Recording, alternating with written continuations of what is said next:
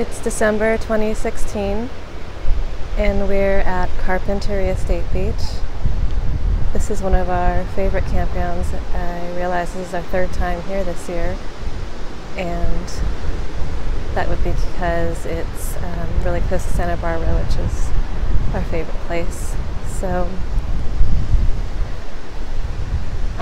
we've had our RV for 1 year, and I thought I would just make a little first year review video because this first year has been really amazing, and like I said in another video, one of the best decisions that we've made as a couple and as a family.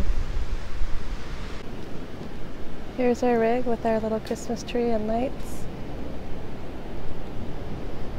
This is the San Miguel Loop, by the way. And this is our view.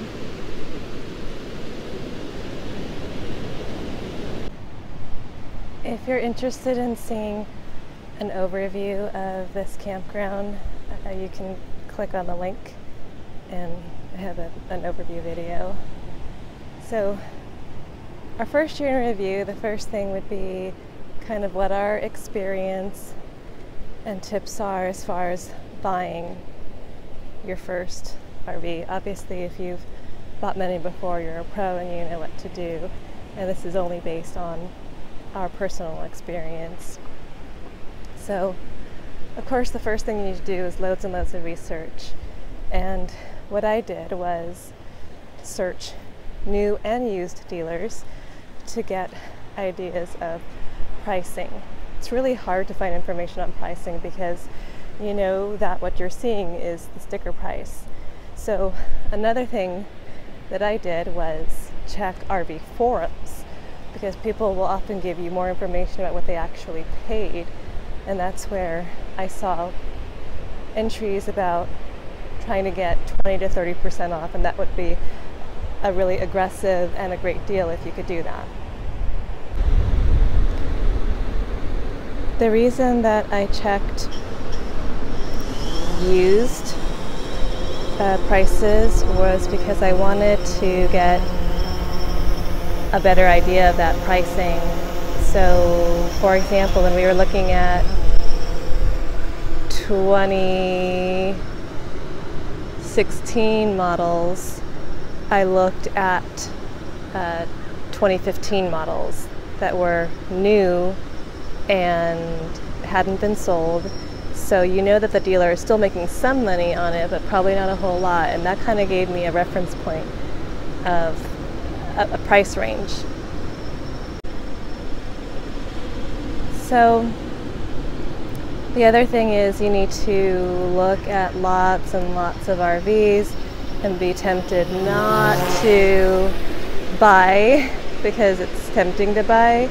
But you really need to look at lots of different things, even things that you're not necessarily interested in, because of the fact that you could just get ideas of different features, so you can kind of create your short list of things that you like and don't like.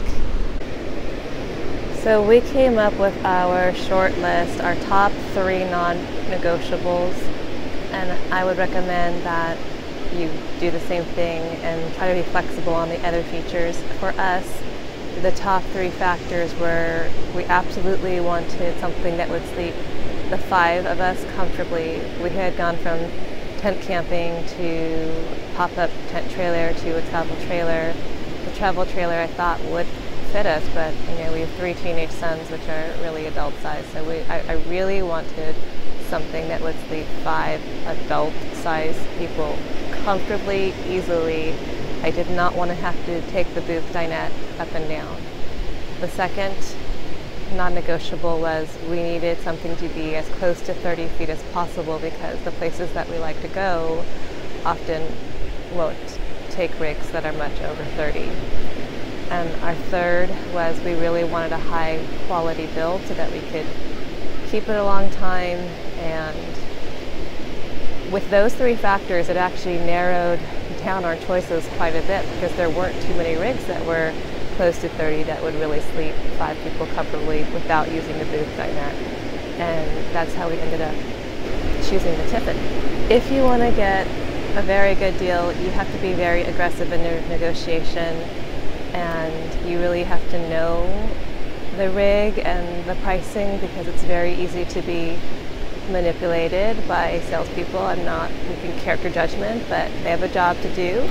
So I was very aggressive in the deal. We actually had to walk away from a deal. So that's something that you have to be willing to do. And we got just over 20% off the sticker price, and so I was really happy with the deal that we got.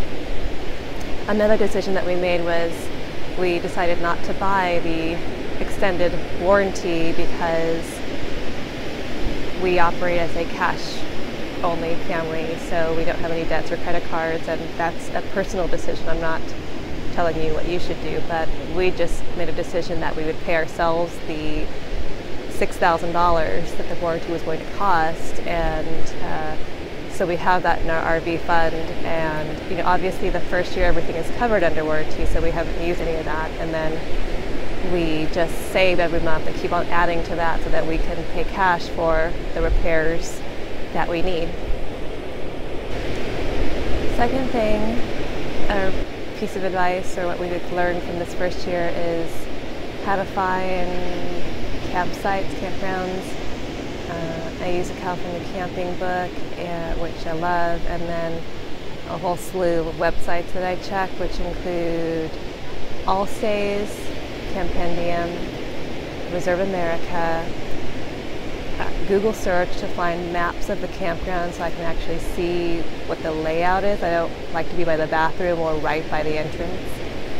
Campsite photos, which if the campground is there, you'll have a photo of every single site.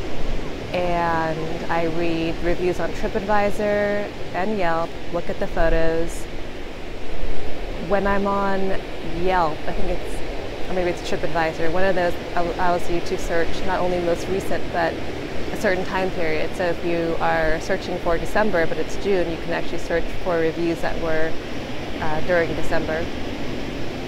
So and then of course YouTube. I will watch videos as much as I can to just figure out what the best campgrounds and sites are, and that's the reason why I started making my own videos, because when I was looking for overview videos, a lot of times I couldn't find them. So that's why I started making my own. Third thing that we've learned from this first year is to take your time buying things. When you get, even though we had a travel trailer and we had all of the basic necessities, which we brought into our Class A, there were lots of new pieces to buy, and so it can be a little overwhelming and expensive. So our approach was just to buy one or two things a month. And yes, it did mean it was like 10 months before we bought the grill that we wanted, but it was fine. So we just, every month we kind of order a few new things from Amazon, and we're building our collection.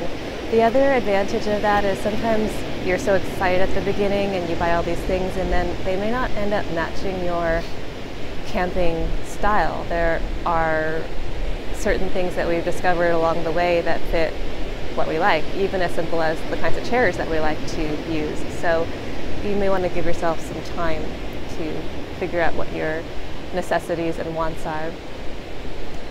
The last and most important thing that we've learned from this first year is how amazing having an RV is. It's kind of gone beyond just the camping experience, which is really about connecting to one another and connecting to nature, which is really important to us.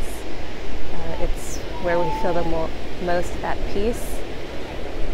But the other parts that are great, of course, is just traveling and seeing places around you, even if you're not full-time and going across the country, which we're not. We're basically doing weekend trips and then a few longer trips. I have been amazed at how many places that are just within 2 to 4 hours of us that I never knew. And we're in the Los Angeles area.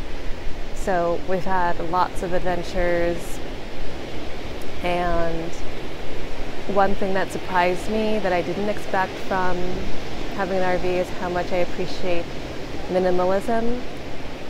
after a while, we would come back home, and I'm blessed to have a home. But you look around and you realize, wow, we have so many things, and there is something truly freeing about having just the minimum. And so I really love that. And Craig said, don't forget to mention the people. We've met some great people, and not everyone, but for the most part, the people that you meet are just chill and friendly, and so that's been a great experience too.